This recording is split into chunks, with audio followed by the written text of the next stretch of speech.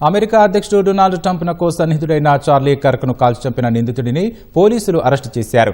నిందితుడిని అతని తండ్రి పోలీసులకు అప్పగించినట్లు తెలిసిందని ట్రంప్ మీడియాకు తెలిపారు.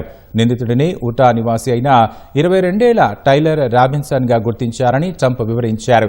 టైలర్ తండ్రి నమ్మదగిన వ్యక్తేనని తనకు అనిపిస్తోందని వ్యాఖ్యానించారు. టైలర్ను పట్టుకునేందుకు అందరూ అద్భుతంగా పనిచేశారని విచారణ సంస్థలను ట్రంప్ అభినందించారు.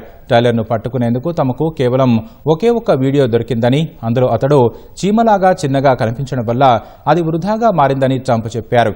కర్క్ను చంపిన వ్యక్తికి మరణశిక్ష పడాలని వ్యాఖ్యానించారు. అంతకుముందు కర్క్కు ట్రంప్ నివాళి అర్పించారు. కర్క్ తనకు కుమారుడి లాంటి వారని ట్రంప్ విచారం వ్యక్తం చేశారు. మంచి ప్రతిభ కలిగిన కర్క్ టిక్టాక్ విషయంలో తనకు సాయం చేశారని గుర్తు చేసుకున్నారు. కర్క్ను చంపిన వీడియోను తాను చూడలేదని, ఆయనను అలా చూడాలని తాను అనుకోవడం లేదంటూ ట్రంప్ విచారం వ్యక్తం చేశారు. రిపబ్లికన్ మద్దతుదారుగా అనర్గళంగా మాట్లాడి యువతను ఆకట్టుకునే వారిగా కర్క్కు పేరుంది. ప్రతి అమెరికన్కు తుపాకీ కలిగి ఉండే హక్కు ఉందని ఆయన వాదిస్తారు. చివరకు ఆ తుపాకీ సంస్కృతి వల్లే ఆయన ప్రాణాలు కోల్పోయారు.